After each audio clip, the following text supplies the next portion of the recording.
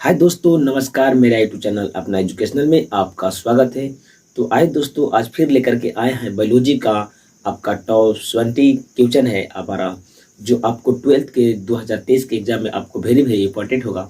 तो आइए बिना टाइम गवे करते हैं वीडियो को स्टार्ट। चलिए, यानी कि फर्स्ट लेक्चर में हमने 1 से लेकर के 17 तक ऑब्जेक्टिव देख लिया था, यानी कुछ को 18 से लेकर हम लोग 34 तक उसको पूरा करेंगे। ठीक है, तो चलिए देखते हैं। 18 नंबर क्वेश्चन है, बोल रहा है कि मानव मादा में अंडाशय का अंडाणु का निषेचन होता है। चलिए देखते हैं। बोल रहा है कि मानव मादा में अंडा का निषेचन कहाँ होता है, यानी कि मादा के द्वारा जो अंडाशय से जो अंडा निकलता है वहाँ कहाँ पर फर्टिलाइजेशन, कहाँ पर निषेचन होता है। ठीक है, तो फर्स्ट ऑप्शन है आपका अंडाशय, दूसरा ऑप्शन है आपका फैलोपियन नलिका, और तीसरा ऑप्शन है आपका गर्भाशय। चलिए, यानी कि क्या है, अंडाशय। अंडाशय से क्या होता है, अंडा मोचित होता है।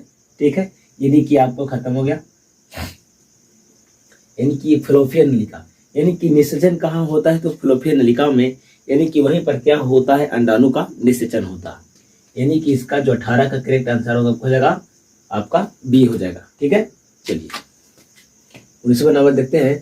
बोल रहा है कि मानव मादा में शुक्राणु का भंडारण किस अंग में होता है, यानी कि मादा के जनन अंग में, यानी कि नायक के जनन अंग में स्पर्म बन रहा है, शुक्राणु बन रहा है, तो उसका कहाँ भंडारण होता है, यानी कि संचित, यानी कि जामा कहाँ होता है। ठीक है, चलिए ऑप्शन फर्स्ट ऑप्शन है वृषण में, दूसरा ऑप्शन है आपका अधिवृषण में, तीसरा ऑप्शन है आपका शीशन में, और चौथा ऑप्शन है आपका इनमें से कोई नहीं। ठीक है, चलिए फिर से देखते हैं। बोल रहा है कि मानव नयन में शुक्राणु का भंडारण कहाँ होता है, यानी कि इसका जो करेक्ट आंसर होगा उसका अधिवृषण होगा, यानी का जो शुक्राणु होता है वो अधिवृषण में संचित होता है, यानी कि जमा होता है। ठीक है, चलिए, यानी कि आपको 18 और 19 नंबर हो गया। अब देखते हैं 20वां नंबर। ठीक है, चलिए, बोला कि टेपिटम का क्या कार्य होता है, यानी कि आप पूर्ण रूप से लघु बीजाणु पढ़े होंगे, तो उसमें एक टेपिटम था, एक कोशिका था। टेपिटम लघु बीजाणु की अंतर्भित्ति था, उसको हम टेपिटम बोले थे। और जो टेपिटम का क्या कार्य था। ठीक है, चलिए ऑप्शन देखते हैं। फर्स्ट ऑप्शन है आपको सुरक्षा प्रदान करना, सेकंड ऑप्शन पोषण, और थर्ड ऑप्शन है आपको श्वसन, या तो बी में है सभी। यानी कि जो टेपिटम का जो कार्य था वो आपको पोषण देना था, यानी का 21 का जो आंसर, जो 20 का आंसर होगा वो आपको बी करेक्ट आंसर होगा। ठीक है, चलिए अब देखते हैं 21 नंबर। चलिए, बोला कि प्राक कणों में विशेष कौन सा विटामिन पाया जाता है, यानी कि प्राक कण होता है जो स्वस्थ मनुष्य के लिए लाभदायक भी होता है और हानिकारक भी होता है।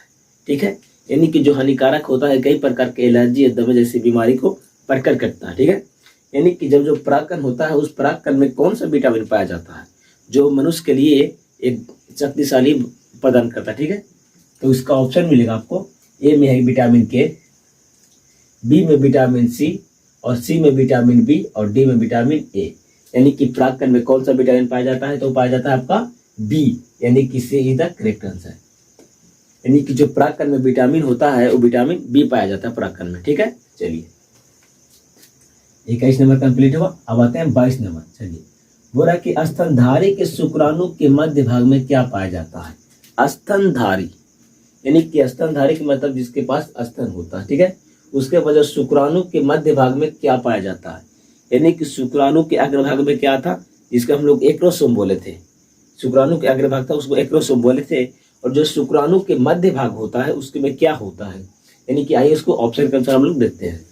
चलिए, 22 का ऑप्शन है आपका ए में केंद्रक, बी में स्तनधारी, और सी में माइटोकॉन्ड्रिया, और डी में सही। चलिए, केंद्रक होता है एक क्रोमोसोम के बगल में।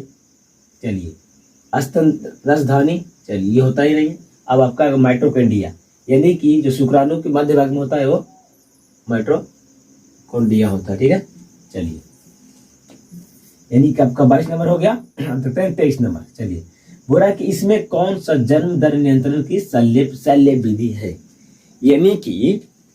इनमें से कौन जन्म दर नियंत्रण की शैल्य विधि है, यानी कि इनमें से कौन ऐसा विधि है जो जनसंख्या को नियंत्रण करने में महत्वपूर्ण भूमिका निभाता है। ठीक है, चलिए फर्स्ट ऑप्शन है आपका, चलिए फर्स्ट ऑप्शन है आपका देख रहे होंगे ट्यूबिकोटॉमी, बी में ऑप्शन है वैक्सोटॉमी, सी में ऑप्शन है दोनों और डी में इनमें से कोई नहीं। चलिए, यानी कि ट्यूबिकोटॉमी किसमें होता है, जो पुरुष यानी कि स्त्री में जो नसबंदी किया जाता है उसको ट्यूबिकोटॉमी के नाम से जानते हैं। ठीक है, और जो होता है जो पुरुष में होता है उसको वैक्सोटॉमी के नाम से जानते हैं। यानी कि जो है वैक्सोटॉमी और ट्यूबिकोटॉमी दोनों के द्वारा जनसंख्या को नियंत्रण किया जा सकता है, यानी कि इसका सीधा करेक्ट आंसर। चलिए अब देखते हैं 24 नंबर। चलिए बोलो कि स्त्री केसर का निम्न में से कौन सा भाग है, यानी कि पुष्प के बारे में आप पढ़े होंगे तो आपको मालूम होगा जो स्त्री केसर होता है उसे निम्न में से कौन कौन भाग होता है। चलिए ऑप्शन देखते हैं, वर्तिकाग्र, वर्तिका और अंडाशय। यानी कि ये जो होता है वो चौथा में आपको दूसरा डी में आपका सभी, यानी कि जो तीनों होता है वर्तिकाग्र, वर्तिका और अंडाशय होता है वो स्त्री केसर का ही होता है, यानी कि इसका सी, यानी कि इसका ऑप्शन नंबर डी हो जाएगा, यानी कि सभी। ठीक है, चलिए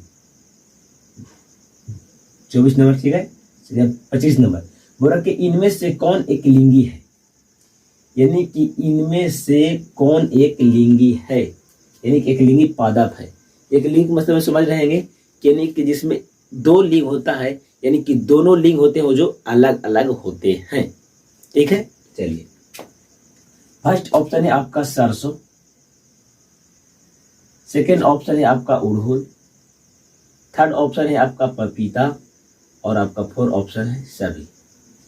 यानी कि सरसों तो होगा ही नहीं, उड़हुल होगा ही नहीं, पपीता जो होता है ये एक लिंगी होता है, क्योंकि कोई पपीता में फल लगते हैं और कोई पपीता में फल नहीं लगते हैं, सिर्फ फूल लगते हैं। ठीक है, यानी कि इसका आंसर पपीता हो जाएगा करेक्ट, यानी कि सी आंसर। चलिए 25 का क्या हो गया सी।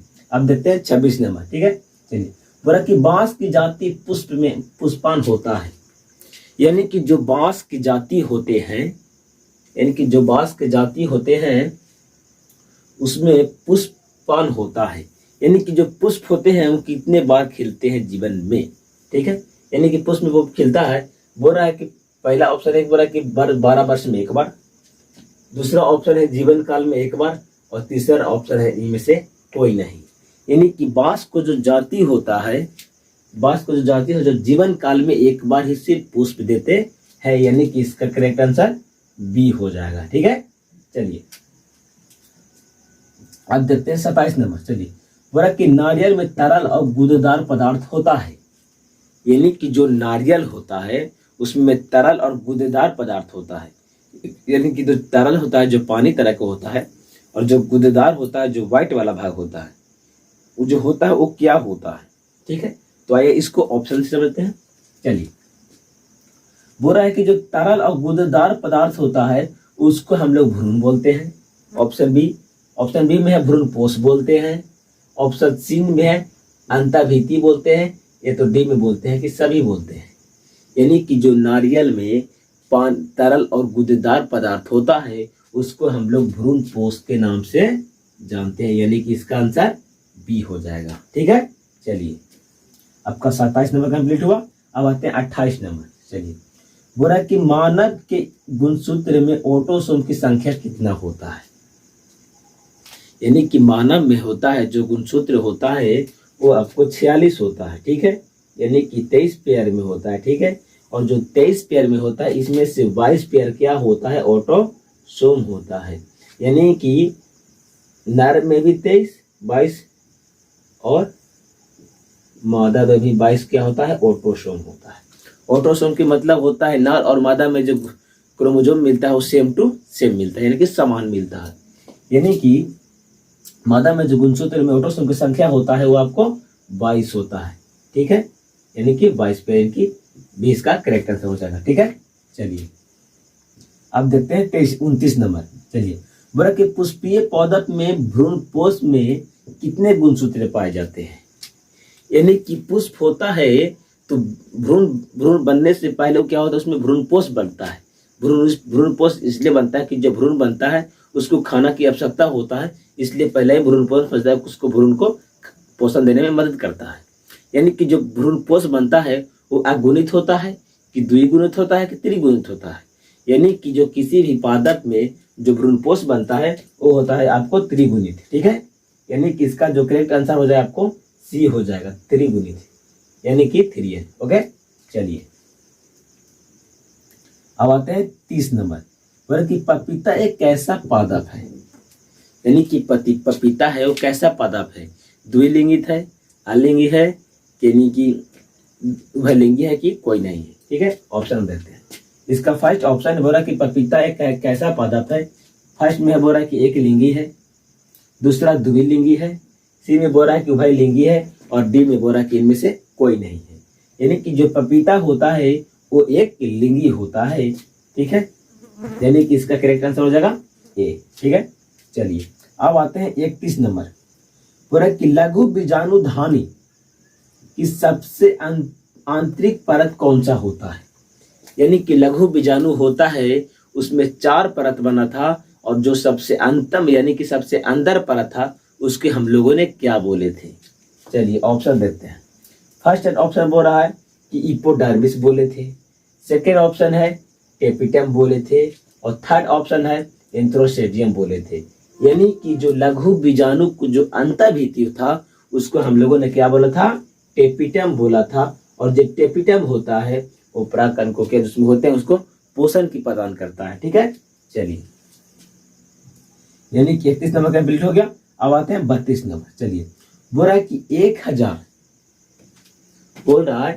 1000 परागकण से कितने पराग मातृक कोशिका का निर्माण होता है।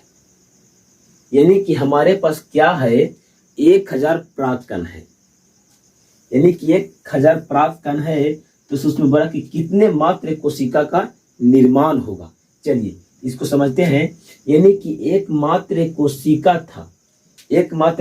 कितना परागकण का निर्माण किया था, तो 4 परागकण के निर्माण किया था। ठीक है, लेकिन हमारे पास क्या दिया हुआ है, 1000 परागकण ही दिया हुआ है। ठीक है, जब 1000 परागकण दिया। ठीक है, यानी कि एक मात्र कोशिका से हमने कितना 4, तो इसको क्या करेंगे कि 4 से डिवाइड कर देंगे तो 25 चौको 100, यानी कि इसका जो आंसर हो जाएगा आपको 250 हो जाएगा। ठीक है, यानी कि 100 परागकण से 250 मात्र कोशिका का निर्माण होगा। ठीक है, यानी कि इसका option A number correct answer हो जाएगा। चलिए 31 नंबर कंप्लीट हुआ। अब आते हैं 32 नंबर। चलिए बोला कि एक अर्धसूत्री कोशिका भाजन से कितने युग्मक बनते हैं। यानी कि एक कोशिका अर्धसूत्री विभाजन करता है तो कितने कोशिका का निर्माण होता है। यानी कि जब कोई कोशिका अर्धसूत्री विभाजन करता है तो वो 4 कोशिका का निर्माण करता है। ठीक है, यानी कि इसका भी करेक्ट आंसर हो जाएगा।